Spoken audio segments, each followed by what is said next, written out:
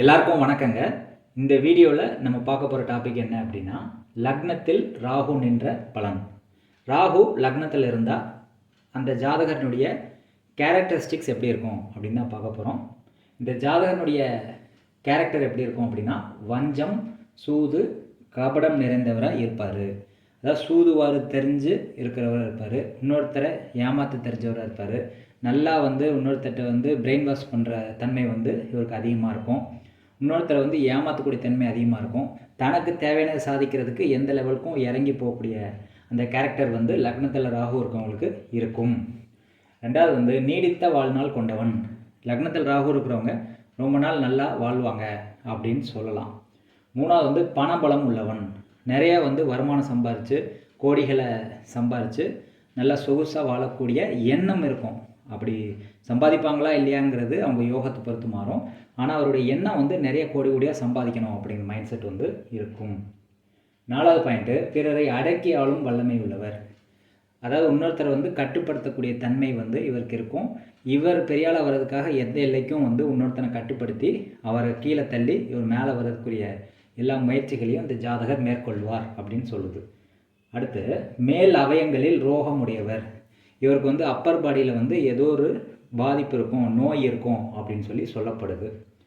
அடுத்து, உடலில் நிறைய தழும்புகள் இருக்கும். லக்னத்தில் யாருக்கு ராகு இருக்குதோ அவங்க உடம்புல நிறைய தழும்புகள் இருக்கும் அப்படின்னு சொல்லலாம். அடுத்து விபச்சார தொழில் செய்ய ஆர்வமுடையவர். இந்த மாதிரி லக்னத்தில் ராகு இருக்கிறவங்க என்ன பண்ணுவாங்க அப்படின்னா, இந்த விபச்சார தொழிலில் ஈடுபடுவாங்க. அல்லது விபச்சார தொழிலே இவங்க பண்ணி அதில் நிறைய பெண்களை ஈடுபடுத்தி விபச்சார தொழிலே பண்ணுவாங்கன்னு சொல்லலாம். அடுத்து, நிலையான தொழில் செய்ய மாட்டார், அடிக்கடி தொழில் மாற்றுவார். இந்த லக்னத்தில் ராகு இருக்கிறவங்க எதுலேயுமே ஒரு நிலையான முடிவு எடுக்க மாட்டாங்க, நிலையான தொழில் பண்ண மாட்டாங்க, அடிக்கடி மாறக்கூடிய தொழில் பண்ணுவாங்க. மெயினாக பார்த்தீங்கன்னா இம்போர்ட் எக்ஸ்போர்ட் சார்ந்த தொழில். அதாவது ஒரு இடத்துல இருந்து பண்ணாமல் வேறு இடத்துக்கு மாறி மாறி போகக்கூடிய சூழல் இருக்கும். நிலையான தொழில் பண்ண மாட்டாங்க, நிறைய தொழில்கள் மாற்றி மாற்றி பண்ணுவாங்க.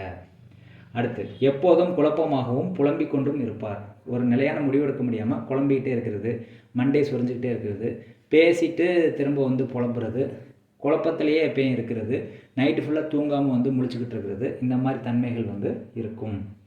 அடுத்து, இவர் தோற்றம் எப்படி இருக்கும் அப்படின்னா, இவர் தலைமுடி நீளமாக வளர்ப்பார். இவர் முடி நல்ல லாங்காக வளர்ப்பார் அப்படின்னு சொல்லலாம்.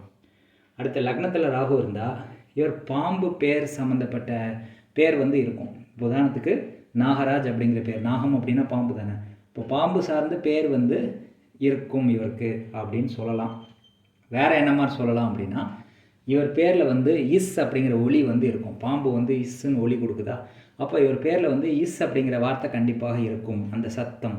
இப்போ இந்த பேரில் வேறு கிரகங்களோட ராகு சேரும்போது அந்த பேர் மாறுபடும்.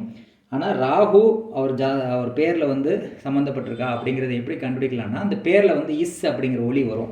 உதாரணத்துக்கு ரமேஷ் அப்படின்னு பேர் வரும், சதீஷ்ன்னு பேர் வரும், சுரேஷ் அப்படின்னு பேர் வரும், குஹேஷ் அப்படின்னு பேர் வரும், விஸ்வநாதன் அப்படின்னு பேர் வரும், ஜெகதீஷ் அப்படின்னு பேர் வரும். இந்த மாதிரி இஸ் அப்படிங்கிற பேர் அவர் பேரில் வந்துச்சு அப்படின்னா அவர் பேரில் ராகுவோ கேதுவோ ஆக்டிவேஷனில் இருக்குது அப்படின்னு சொல்லலாம். அந்த பேர் கொண்டவருடைய கேரக்டரும் அந்த மாதிரி இருக்கிறதுக்கு சான்சஸ் நிறைய இருக்குது. அதனால் பேர் வைக்கும்போது இஸ் அப்படிங்கிற பேர் வந்தாலே அதில் ராகு சம்மந்தப்பட்டிருக்கு அப்படிங்கிறத நீங்கள் பேரை வச்சே கண்டுபிடிக்க முடியும். இப்படி பல விஷயங்களை நம்ம கண்டுபிடிக்கலாம்.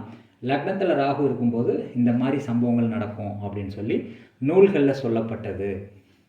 இந்த பதிவு உங்களுக்கு பயனுள்ளதாக இருக்கும்னு நான் நம்புகிறேன். நன்றி, வணக்கம்.